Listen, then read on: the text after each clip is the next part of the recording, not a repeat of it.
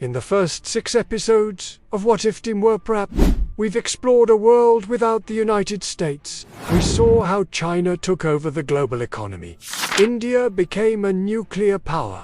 Iran dominated the Middle East with nukes. And the Ottoman Empire survived into the modern day. But throughout all this, we neglected one crucial part of the world. One that was once just as influential as the United States, but ultimately faded into the background during the Cold War, Russia. You know, guys, if you want to see more videos like this, please make sure to leave a like down below. Now, let's get into this episode. The year is 1985, and Mikhail Gorbachev is General Secretary of the Communist Party of the Soviet Union. Under his leadership, he attempts sweeping reforms to improve the Soviet Union's economy, which has fallen far behind the rest of the world.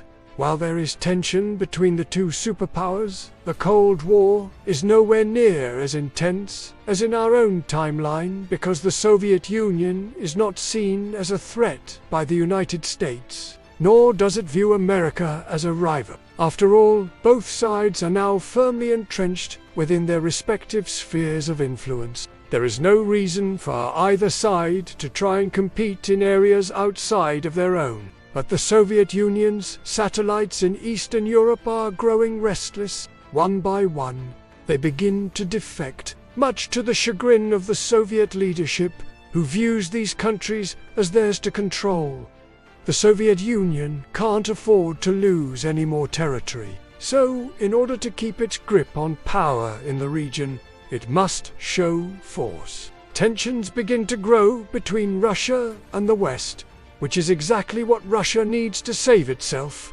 Like in our own timeline, the Soviet Union's ethnic republics have grown tired of living under a totalitarian regime, and the government is struggling to keep the country unified. But unlike in our own timeline, the Soviet Union is able to use its renewed rivalry with the West to rally the people and turn them away from reform. The year is 1991, and the Soviet Union is very much still intact. In fact, after the failed reforms of the late 1980s, the Soviet Union has entered into a period of stability. Unlike in our own timeline, the Soviet Union avoided collapse. With the threat of Western aggression looming on the horizon, the Soviet Union has re-emerged as a formidable power in the eyes of the world. And so, a question many of us thought we'd never ask aloud again: how would the world look if the Soviet Union didn't fall?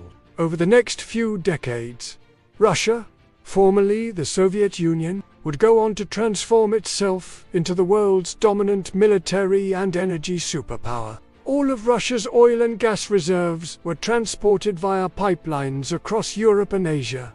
This meant that Russia had total control over the flow of energy into these regions and could demand exorbitant prices for their product. Over the years, this has given Russia huge leverage over the governments of Western Europe and Asia, meaning that they often have to agree to Russian demands, whether it be military or otherwise. By the year 2000, Russia has modernized its military and is now the only major power in Europe.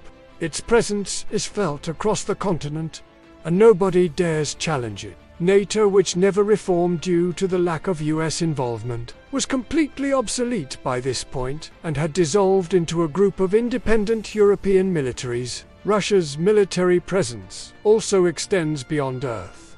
As we saw in episode 4, the space race ended with the Americans reaching the moon first. But in this timeline, it's the Russians who dominate space exploration. By the early 2000s, there are 3 Russian space stations orbiting the planet, and Russia even claims the moon as its own territory, building several research bases on the surface.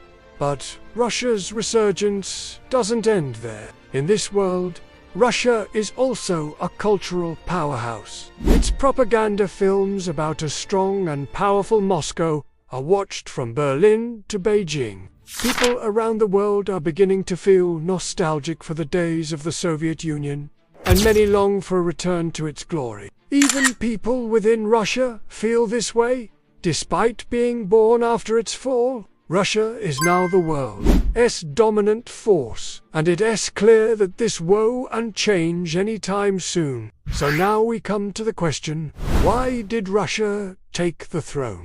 Well, there are a number of reasons. For starters, the Soviet Union had a massive amount of natural resources, especially oil and gas. These resources would fund its military and allow it to become the world's largest military spender. Secondly, the Soviet Union never lost its grip on power in Eastern Europe. This meant that it was always seen as the leader of the region and nobody dared challenge it. Finally, the lack of a superpower rival allowed the Soviet Union to focus on itself and become the best version of itself. Without the threat of an American invasion, the Soviet Union was free to focus on its own problems and build itself up. But this leaves us with another question.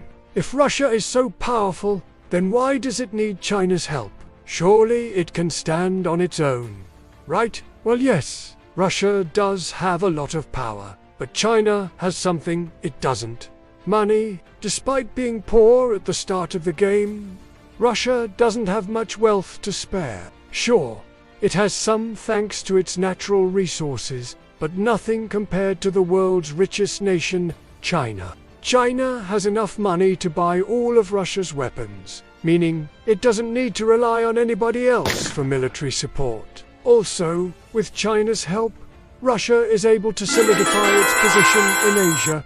Without China's backing, Russia wouldn't be able to push the Americans out of the region and secure its energy interests. Finally, having China as an ally means that Russia will never be truly alone. With two superpowers at the helm, they will control the world and decide its fate. Now, as we've seen in past episodes, Russia and China don't really like each other. Sure, they're allies, but they don't really trust each other. If anything, they use each other for their own benefit. And while this works out well for both of them, it's only a matter of time before things go south. Both Russia and China are looking to dominate Asia, and eventually they will clash over this issue. When that happens, Russia will be forced to choose between fighting China on its own or seeking help from the rest of the world. That decision will determine the future of Russia and could very well determine the future of the world. But what if Russia chose to fight China?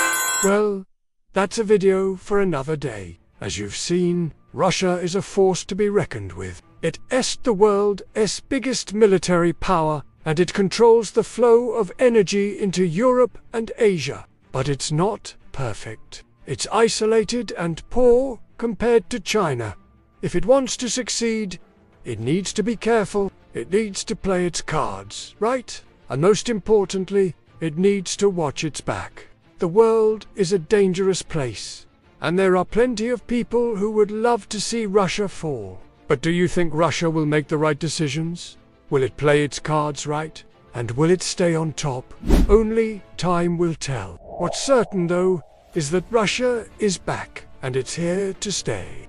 I hope you enjoyed this episode. I know it's been a while since I uploaded a video, but I've been working on a lot of different projects lately, and I am excited to share them with you.